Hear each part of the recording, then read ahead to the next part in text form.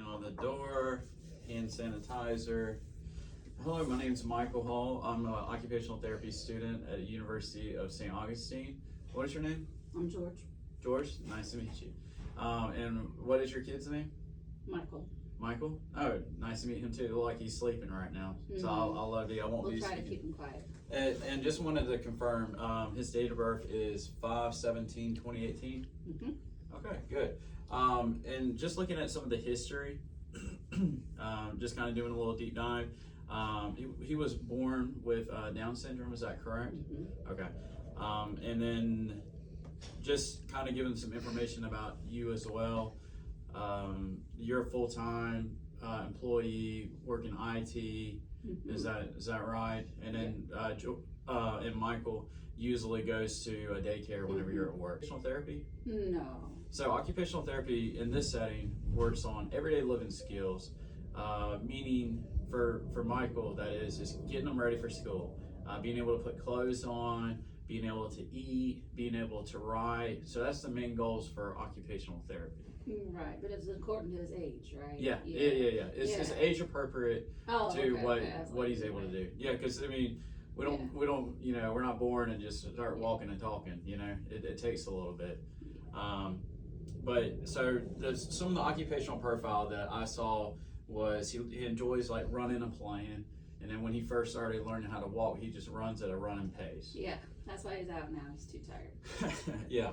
And then he loves to get messy. If there's a puddle around, he just gets in it head deep, but he doesn't like it on his face, right? Right. And so you have to kind of keep a towel around to make sure his face doesn't get messy. Yeah, that's why he's got it on him now. Okay, Yeah. that makes sense. And then I also saw some of the concerns is he has trouble sitting and eating and coloring or playing. Is that correct? And so with the Peabody assessment, I feel like it's going to be the best assessment for him. Basically, it finds the age appropriate functional movements. So it means being able to like sit, walk, throw, like a throw a ball, but it's just age appropriate. And then we're going to see what age appropriate we are at. Okay, so he may be 48 years old and throwing a ball or grasping things, but he may lack something and like he may be like 17 months when it comes to like moving and sitting and stuff. So we're just trying to figure out what age appropriate. So it gives us an opportunity to see if he's greater in some areas or weaker in the other areas, and it gives us just a plan to work on. Okay, and so how we started out is it has there's different parts of the test. It has stationary, which is ability to walk, or ability of the body and gravity. Locomotion, which is like crawling, walking, running, jumping, and skipping. Object manipulation, so being able to catch and throw a ball. So this is the different parts of the test. Grasping, which is ability to use his or her hand by holding an object. Just basically using your hand. So like spoon, yeah, spoon or fork. Okay. And visual motor integrity, which is eye to hand coordination, being able to see something like let's for a fork, for example. He sees the food, he reaches out, grabs the food, and everything brings it back to his mouth. Okay. And so that's some of the different points of the test where we're going to try to figure out what his age range is. And how it works is we hit those different sections, and then there's a scoring system. So we have 0 to 2. 2, for example, for like stationary. So for 2, it would be like him standing up for 5 seconds. And 2 means that he's able to complete all of the tasks. 1 is being able to only stand up for like 3 seconds instead of 5 seconds. But if he's not able to stand up 3 seconds, then we're at a 0. Yeah. So that means that he's not able to complete the task. So your time and stuff. Yeah. So how we do it is we'll start him at like stationary. We'll start him at like 27 to 48 months. And then if he gets all 3 correctly, then that's where the age will begin, and we'll keep working up. But if he's not able to complete those 3 2s, we move down. Okay. We'll go down a section, and then we'll see if he can hit those 2s. And then that's called like the basal score. And so that's a starting point. and then we'll keep working our way up to where he hits 3 zeros, and that's where we'll stop it. We'll call it the ceiling of the score. So we'll hit those 3 zeros and then we stop it, because that right there, and then once we figure that out, we add all the scores together, and then it comes up with a raw score. And then we look at the age range that he fits under, and then that kind of gives us that age range. Like what's normal for that age? Yeah. Okay. So do you consent to doing this assessment? Oh, yeah. Okay. All right. Well, we just finished doing the Peabody developmental motor scale. So I was just going to kind of go over some of the results with you. With the raw scores, it's like how I said, we added up all the sum of all the points, the 2 points, the 1 points, and so forth. So with the first one, which was stationary or stand upright, but just not moving, just staying still, he scored a 38 points, which isn't bad. It's the age equivalent of 18 months. The locomotion, which what we talked about was like jumping and skipping and walking. He scored 87, which is equivalent to 17 months. And then you have object manipulation, which we were talking about with the hand, just moving around with the hand. It's around, the raw score was 9, and he was age equivalent to 15.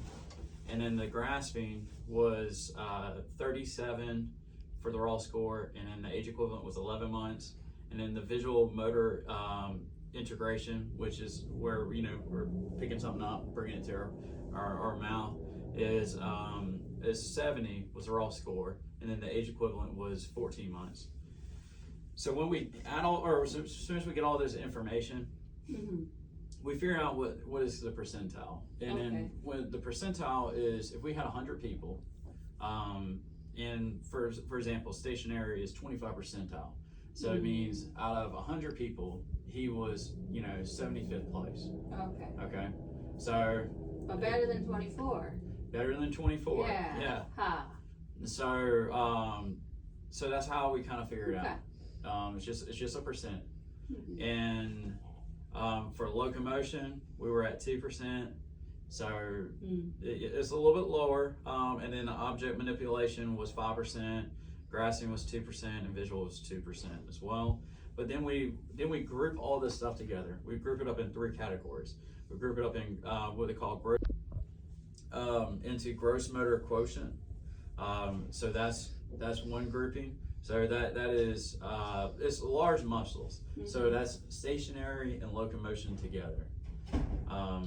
And object manipulation. So when you add all those 3 together, that's kind of like our larger muscles. So we're being able to see how we're doing. And that was 72, which ended up being like 3 percentile.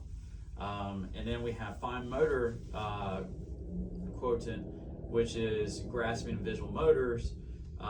So that's like your more fine motors, like being able to manipulate stuff in your hands and just a little bit finer tuning stuff. We scored a 64, which is less than 1%. And then we have a total, which is when we add gross and fine motor together, and that one was 1%. So seeing all this together and everything, we have 2 of them that are, one of them was poor, which was the gross motor, and fine, and the total was considered very poor. But at the end of the day, this is what gives us helps us find our goals. So the 2 strengths that he had was a stationary. So he was able, to sit up and move around pretty good and everything. But the thing is I know he has a hard time sitting still. So we'll try to figure out interventions for that. So that's a strength. And then even with his locomotion, so when he's up, he's running and everything. So that's good. We got the running down. Now we just got to work on the walking part. But some of the weaker aspects is maybe the grasping, because that's some of our lower scores.